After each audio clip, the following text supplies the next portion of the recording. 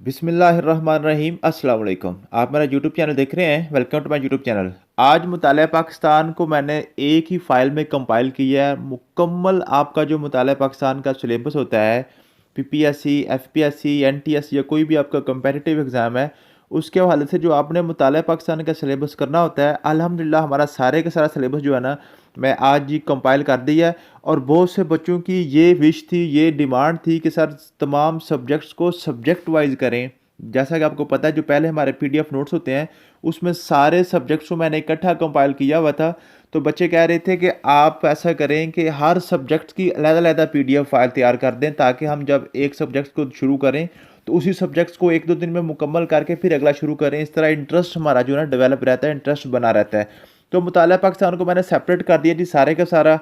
इंशाल्लाह ताला इसी तरह की सारी जो आपकी कॉम्प्रिहेंसिव फ़ाइल, कंप्लीट फ़ाइल कल उर्दू की भी इंशाल्लाह ताला आप लोगों के साथ शेयर हो जाएगी। उसके बाद आपके साथ इस्लामियात की भी शेयर कर दूँगा। उसके बाद इंशाल्लाह ताला फिर हम इंग्लिश की तरफ मूव करेंगे। और उसके बाद जो है ना जीके, जीके का पोर्शन जो है ना, जो आपका जो बड़ा आपको परेशान करता है कि जीके पता नहीं कौन सा बड़ा समंदर है, वो भी इंशाल्लाह ताला मैं इसी तरह आपको एक ही फाइल में कंप्लीट करने के बाद फिर हमारी रह जाएगी जीएसए यानी कि जनरल साइंस एंड एबिलिटी, और आपकी जो है ना इंग्लिश, ठीक है। इंग्लिश, जीएसए और मैथमेटिक्स, वो तीन ऐसी चीज़ें हैं जिनको हम साथ साथ बिल्ड करेंगे। और ये जो 4-5 आपके सब्जेक्ट्स हैं वो इंशाल्लाह ताला मैं एक फाइल में एक ही लेक्चर में आपके कंपाइल करके आपको सेंड कर दूंगा। तो आपने फिर 2-4-10 दिनों में इनको कंप्लीट कर लेना। तो इंशाल्लाह ताला हमेशा हमेशा के लिए आपका पीपीएससी, एफपीएससी, एनटीएस, कोई भी कंपेटिटिव वन पेपर एमसीक्यूज का एग्जाम है, इंशाल्लाह ताला आपका हमेशा के लिए ये क्लियर हो जाएगा। और जो भी पेपर आप देने जाएंगे इंशाल्लाह ताला आपका क्लियर हो के आया करेगा। और फिर इंशाल्लाह हम नेक्स्ट स्टेप की तरफ मूव करेंगे, आपके इंटरव्यू की तरफ। जो हमारे साथ बच्चे अल्हम्दुलिल्लाह तैयारी कर रहे थे, 6 से 7 माह जिनको हो गए हैं, वो इस काबिल हो चुके हैं कि आप उनका जो है ना, ये जो रिटन वाला जो आपका पेपर वाला जो आपका जो सिलेबस है, वो इंशाल्लाह ताला आप कवर कर जाएंगे। अब नेक्स्ट इंशाल्लाह हम आपको जो है ना इंटरव्यू की तरफ लेके चलेंगे। तो इंटरव्यू की जो ट्रिक्स होती हैं, जो आपने इंटरव्यू में आपने चीज़ें यूज़ करनी होती है, वो इंशाल्लाह हम आप करवाएंगे। तो मुतालिया पाकिस्तान के हवाले से जी, सबसे पहले आपने जो चीज़ें याद करनी है, मुतालिया पाकिस्तान हमने मोहम्मद बिन कासिम से शुरू करनी है, ठीक है। तो मैं आपको ब्रीफली और बिल्कुल बिल्कुल शार्टली मैं आपको बता देता हूँ, आपने चीज़ें याद किस तरह करनी है, ठीक है जी। तो आज मुतालिया पाकिस्तान आपकी इस कंप्लीट फ़ाइल मोहम्मद बिन कासिम से लेकर आज के दिन 2023 तक, ये मैंने सारी की सारी आपके सामने जो है ना 43 पेजेज़ में इसको मैंने कंपाइल कर दिया है। ये आपके व्हाट्सएप ग्रुप में भी पहुँच जाएगी। तो सबसे पहले मोहम्मद बिन कासिम के हवाले से आपने सिर्फ एक लाइन याद करनी है, बनु उमय्या खलीफा वलीद बिन अब्दुल मलिक। बनु उमय्या का खलीफा था वलीद बिन अब्दुल मलिक, उनका इराक का गवर्नर था मोहम्मद बिन कासिम ने। 712 में दीबल के रास्ते सिंध को फतह किया और सिंध के रास्ते इस्लाम बरसगीर में दाखिल हुआ था, और यूं सिंध को बाबुल इस्लाम कहा जाता है। और फिर 715 में मोहम्मद बिन कासिम ने मुल्तान को फतह किया। बस ये 2 लाइनें आपने याद करनी है। इन 2 लाइनों में आपसे आपके 8 से 10 क्वेश्चन क्लियर हो जाएंगे। सबसे पहले जी, मोहम्मद बिन कासिम कौन था, कहाँ से आया था, बनु उमय्या का खलीफा कौन था जब सिंध फतह हुआ था, ठीक है। सिंध को किसने फतह किया, किस रास्ते से आया था, कब आया था, बाबुल इस्लाम के किसे कहा जाता है, और मोहम्मद बिन कासिम ने सिंध के अलावा मुल्तान को कब फतह किया। ये आपके सारे क्वेश्चन यहाँ से क्लियर हो जाएंगे। उसके बाद महमूद गजनवी आ जाता है जी। महमूद गजनवी ने 1000 ईस्वी से 1026, इनके 1000 से 1026 तक 26 सालों में जी महमूद गजनवी ने बरसगीर पर 17 हमले किए थे, ठीक है। और 1026 में सोमनाथ का मंदिर तोड़ दिया था। यहाँ पे भी आपके 3-4 क्वेश्चन क्लियर हो गए कि क्या हुआ जी। सबसे पहले 26 सालों में 17 हमले किए महमूद गजनवी ने, और उसने जनाब क्या कि सोमनाथ का मंदिर किसने तोड़ा जी, महमूद गजनवी ने। बस ठीक है, इतना ही आपने करना है, इसके अलावा इसकी चीज़ें आपको याद करने की ज़रूरत नहीं है। उसके बाद महमूद गौरी आ जाता है। महमूद गौरी ने जनाब जो न त्राण की 2 जंगें हुई हैं, 1191 और 1192 में, ठीक है जी। महमूद गौरी और पृथ्वीराज चौहान के दरमियान 2 जंगें हुई हैं जी। इसलिए जो है ना, पहली जंग गौरी हार गए थे और दूसरी जंग जो ना जो 92 वाली गौरी जीत गए थे। अब जो मुसलमानों के हीरो हैं वो गौरी हैं, और जो इंडिया व हिंदुओं के जो हीरो हैं वो पृथ्वीराज हैं, ठीक है। तो आपने देखा होगा कि पाकिस्तानी जो है ना अपने मिसाइलों के नाम गौरी रखते हैं, और इंडिया वाले अपने मिसाइलों का नाम पृथ्वी रखते हैं, ठीक है जी। जो बिल्कुल आसान आसान चीज़ें हैं। अब यहाँ पर देखें त्राण की जंगें। अब यहाँ पे बच्चे परेशान हो जाते हैं कि कितनी कुछ जंगें हमने जंगें कितनी कुछ याद करनी है, कुछ समझ नहीं आती। कभी जंगे पानीपत की जंग आ जाती है, कभी जंगे प्लासी आ जाती है, कभी जो है ना त्राण की जंग आ जाती है, कभी जंगे जो है ना आज़ादी आ जाती है। तो आपने जस्ट सबसे पहले क्या करना है, सबसे पहले आपने जिस लेक्चर सुनने के बाद सारी की सारी जंगें आपने अलहदा कर लेनी है कि जंगें हैं कितनी, मैक्सिमम 5 से 6 जंगें हैं जिनको आप लोगों को परेशान किया हुआ जंगों ने। 2 त्राण की जंगें हैं, 3 पानीपत की जंगें हैं, ठीक है, और 2 प्लासी की जंगें और एक जंग आज़ादी है। बस इतनी जंगें हैं और तो जंग है ही को नहीं इसमें, ठीक है। और बिल्कुल आसान आसान चीज़ें हैं। जो आपकी त्राण की जंगें हैं दोनों आपकी गौरी और पृथ्वीराज के दरमियान हुई है। पहली गौरी हारे हैं, दूसरी पृथ्वीराज वाले हार गए और जो पाकिस्तान जो है ना मुसलमानों का कब्जा हो गया इधर, ठीक है। उसके बाद आ गया दिल्ली सल्तनत। जैसे ही महमूद गौरी जनाब जो थे ना उन्होंने पृथ्वीराज को शिकस्त दी है, ठीक है। तो उसके बाद फिर क्या हुआ, इधर इंडिया में जिन्होंने मुस्लिम सल्तनत का आगाज़ हो गया और मुस्लिम सल्तनत को दिल्ली सल्तनत के नाम से जाना जाता है, ठीक है।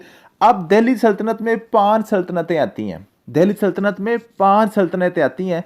सबसे पहली सल्तनत है कुतुबुद्दीन ऐबक वाली ममलूक सल्तनत, जिसको हम ख़ानदान गुलामा की सल्तनत कहते हैं, ठीक। इसमें जस्ट आपने ये बात याद करनी है कि 1206 में जनाब क्या किया जी, इसने जो है ना कुतुबुद्दीन ऐबक ने ममलूक सल्तनत यानी कि स्लेव डायनेस्टी, यानी कि उसको हम ख़ानदान गुलामा कहते हैं, इसकी बुनियाद रखी थी। सिर्फ ये आपने याद करना है। और उसके बाद 1210 में ये फौत हो गया था पोलो खेलते हुए। ये भी पूछा जाता है कि कौन सा बादशाह पोलो खेलते हुए जो ना फौत हो गया था। लाहौर में इसका मज़ार है और ये सल्तनत 1290 तक कायम रही है। बस इतना सा आपने याद करना है, ठीक है। और ये जो सारे नोट्स आपको पता है कि मैंने इंग्लिश में भी कंपाइल करके आपको ऑलरेडी दिए हुए हैं। अब मैंने उर्दू में सारे कंपाइल कर दिए। इंग्लिश और उर्दू दोनों जब आप पढ़ेंगे तो आपको पाकिस्तान की मुताला पाकिस्तान के हवाले से हर चीज़ क्लियर हो जाएगी, ठीक है जी। उसके बाद क्या हुआ जी, ये जो दिल्ली सल्तनत में 5 सल्तनतें आती हैं। सबसे पहले है जी आपकी ख़ानदान गुलामा स्लेव डायनेस्टी। उसके बाद आपकी आ जाती है खिलजी जो ना सल्तनत। उसके बाद आपकी तुगलक सल्तनत आती है। उसके बाद सदात सल्तनत आती है। उसके बाद लोधी सल्तनत आती है। ये 5 सल्तनतें आपकी दिल्ली सल्तनत में हैं। सिर्फ इनके आपने फाउंडर याद करने हैं, कि इनकी तारीखें भी याद करने की ज़रूरत नहीं है, सिर्फ आपने इनके फाउंडर याद करने हैं कि आपका जो ना स्लेव डायनेस्टी का फाउंडर कौन था, ठीक है, ख़ानदान गुलामा का कुतुबुद्दीन ऐबक था। उसके बाद उसके बाद कौन सी आई है, उसके बाद खिलजी है, खिलजी का कौन सा जलालुद्दीन खिलजी है। उसके बाद तुगलक का जो गयासुद्दीन तुगलक है, ठीक है, उनका जो फाउंडर है। उसके बाद सदात सल्तनत का फाउंडर जो है खिजर खान है। और लोधी सल्तनत जो है ना वो बहलोल लोधी है उनका, ठीक है, समझ आ गई है। उसके बाद लोधी सल्तनत का आपने आखिरी बादशाह भी याद करना है, क्योंकि यहाँ पे दिल्ली सल्तनत का खात्मा हुआ है। जैसे बहलोल जो ना लोधी सल्तनत का खात्मा हुआ, साथ ही फिर दिल्ली सल्तनत का भी खात्मा हो गया। और यहाँ पे क्या हुआ जी, पानीपत की जंग हुई है। पानीपत की पहली जंग हुई है, कौन सी जी, इसमें जी जो ना मुगलों का जो फाउंडर है, मुगलों का फाउंडर है जी आपके पास बाबर, ठीक है जी। तो बाबर और इब्राहिम लोधी जो लोधियों का आखिरी बादशाह है, उसके दरमियान जंग हुई है पानीपत के मुकाम पे। और जनाब बाबर जीत गया। यूं दिल्ली सल्तनत के साथ जनाब जो ना लोधी सल्तनत भी ख़त्म हुई और मुगलिया सल्तनत शुरू होगी। मुगलिया सल्तनत 1526 से स्टार्ट हो जाती है। मीन्स के 1526 से जैसे मुगलिया सल्तनत स्टार्ट हुई है, इट मीन्स के पानीपत की पहली जंग भी 1526 की हुई होगी। 1526 को जो उसने उसको शिकस्त देकर अपनी सल्तनत शुरू की है। तो 1526 को जनाब मुगलिया सल्तनत शुरू हो गई है, 1857 तक रही है। बस आप देखें 1857 आपको पता जंग आज़ादी, मीन्स के हिस्ट्री आपकी ख़त्म हो गई, ठीक है जी। क्या आपने याद किया, सिर्फ मोहम्मद बिन कासिम याद किया। उसके बाद आपने गजनवी को याद किया, फिर गौरी को याद किया। उसके बाद आपने दिल्ली सल्तनत की 5 सल्तनतें याद की हैं। 5 सल्तनतों को अपने नाम याद करके उनके फाउंडर सिर्फ याद कर लें, बस इतना सा काम है, ठीक है। उसके बाद आपकी आ गई जी मुगलिया सल्तनत। मुगलिया सल्तनत अपनी 1526 से लेकर 1857 तक चल रही है, ठीक है। 1857 क्या है, जंग आज़ादी है आपकी। अब सिर्फ मुगलिया सल्तनत के जो 6 बादशाह चाहिए सिर्फ आपने याद करने हैं, बाबर, हुमायूं, अकबर, जहांगीर, शाहजहां और औरंगजेब आलमगीर, ठीक है। इसके लिए लफ्ज़ यूज होता है बजसा, बजसा, BHJSA, बी फॉर बाबर, अली फॉर जो ना H फॉर हुमायूं, अली for Akbar, J for Jahangir, ठीक है, S फॉर शाहजहां और A फॉर औरंगजेब आलमगीर। ये 6 सिर्फ आपने याद करने हैं।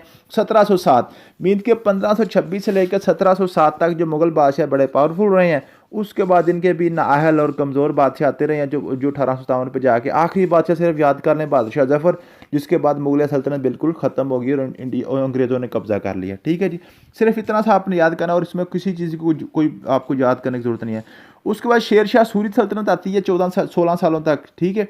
उसने शेर शाह सूरी ने जनाब हुमायूं को शिकस्त दी और तख्त छीन लिया। लेकिन हुमायूं के बाद उसका बेटा जो अकबर है ना, अकबर ने फिर जो ना शेर शाह सूरी के बेटे को शिकस्त दी और उसने फिर इक़्तिदार वापस छीन लिया। सिर्फ शेर शाह सूरी अंदर आता है मुगलों के अंदर, बाकी सारे के सारे मुगल ही चल रहे हैं। तो मुगलों की ये 6 बात है, उन्होंने आपने जो है इनके बारे थोड़ा थोड़ा याद करना है। अकबर आज़म जो है ना, अकबर ने दीन इलाही ईजाद किया था, ठीक है। उसके बाद जो आपका जो ताजमहल शाहजहाँ ने बनाया था और बादशाह महदर जहांगीर ने बनाई थी, इतनी सी चीज़ें थी। उसके बाद जंग प्लासी आ जाती है जी। जंग प्लासी क्या जी, जंग प्लासी में जो है ना, आपको पता है कि जब 1707 के बाद ये जो ना मुग़ल ख़त्म होने शुरू हो गए हैं, ठीक है। और जो है जो जंग प्लासी में जो नवाब सिराजुद्दीन दौला को जो ना मीर जाफ़र की गद्दारी की वजह से अंग्रेज़ों से शिकस्त हुई है, ठीक है, 1757 में। बस ये आपने याद करना है। उसके बाद पानीपत की तीसरी जंग हुई है। पानीपत की तीसरी जंग जो है ना, जो अहमद शाह अब्दाली ने मरहटों को शिकस्त दी थी, वही पानीपत के मुकाम पे। तो पानीपत की 3 जंगें हो गई, एक जंग आपकी प्लासी की हो गई, ठीक है, और 2 आपकी त्राण की जंगें हो गई। उसके बाद जी मतलब पिट्स एक्ट जो 1784 में ईस्ट इंडिया कंपनी ने पिट्स एक्ट के जरिए इंडियन रियासतों पर कब्जा करना शुरू कर दिया था। उसके बाद शेर मैसूर की शहादत, टीपू सुल्तान की शहादत पूछी जाती है 1799 में हुई थी। और इसका जो गद्दार था मीर सादक था।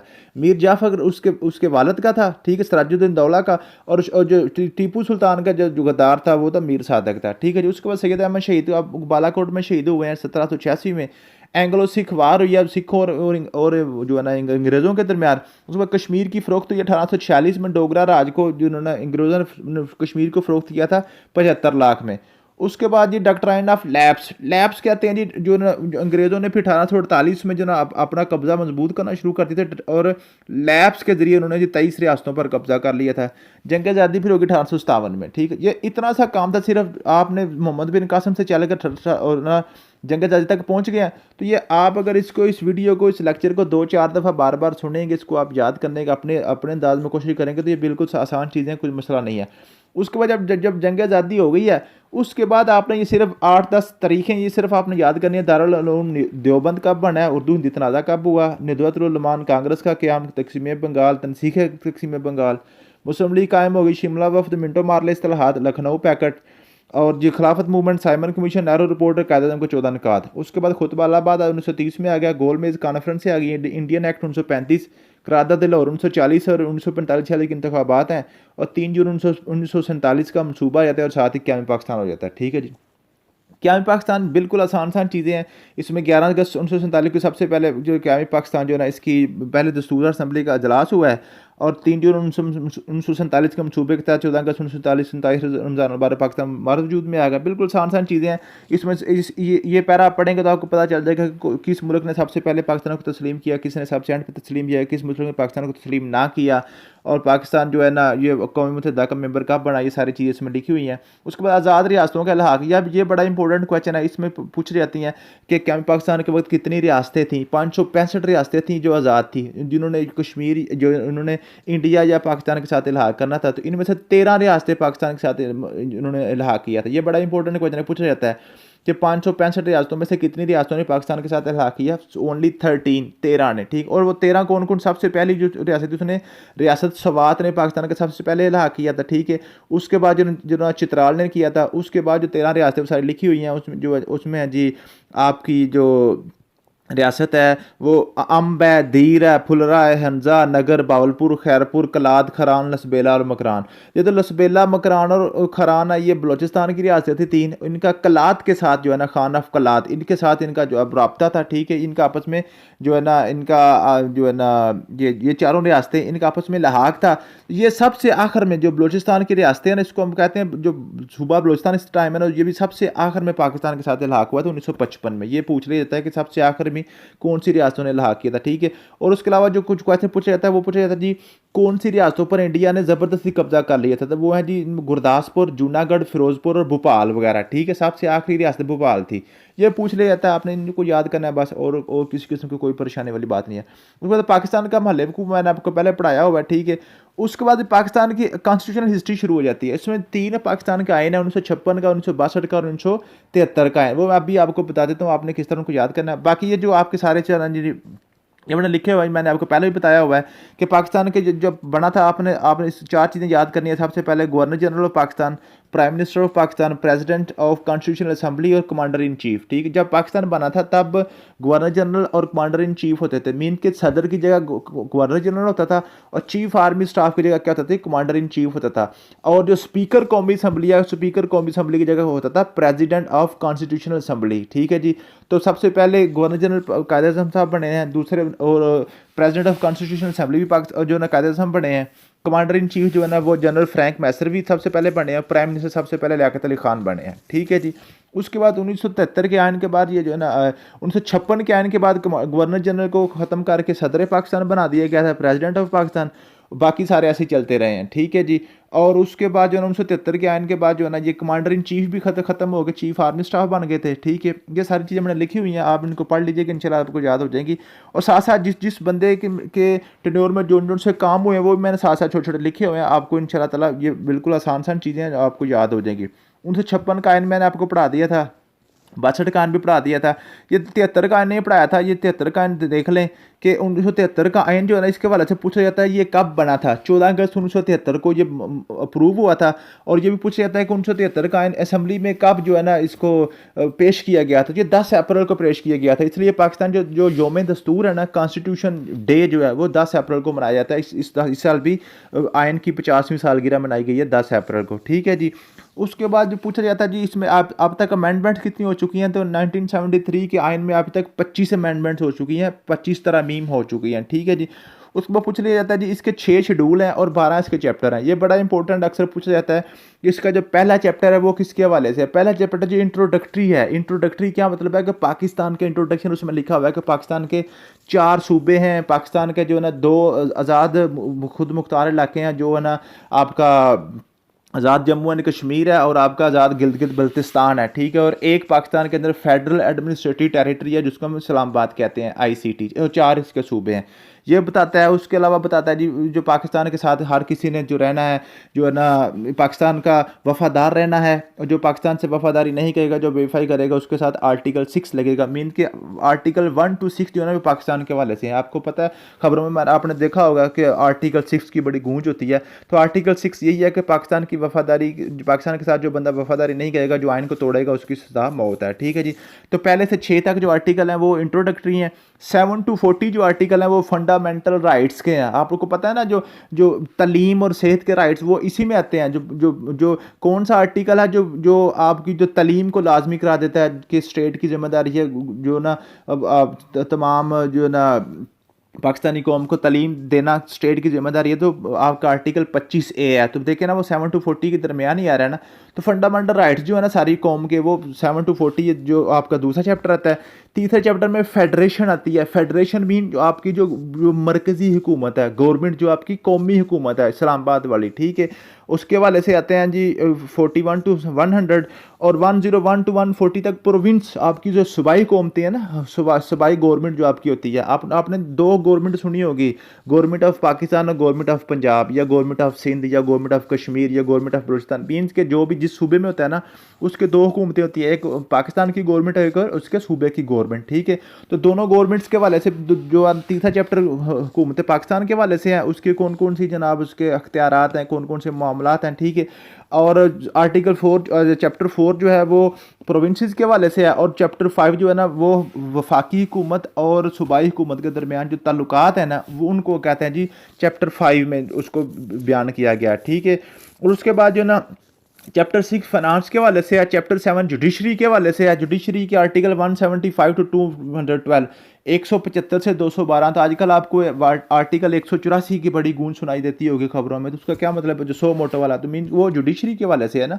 तो देखिए इसी के अंदर ही आ रहा है। उसके बाद ये चैप्टर नंबर 8 जो है वो आर्टिकल है जो इलेक्शन के वाले से है। चैप्टर नंबर 9 जो इस्लामिक दफात के वाले से है।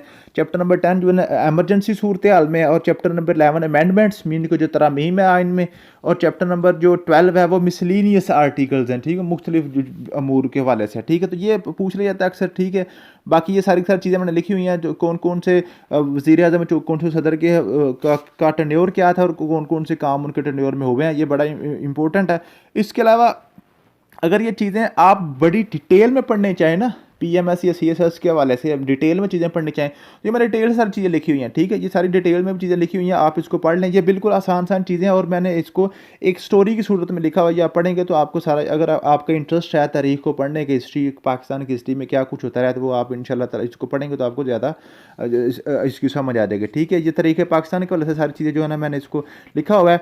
और एंड पे जो है ना वो आपको मैंने दिखाना था जी, जो मैंने लिखा हुआ है आप देख लें।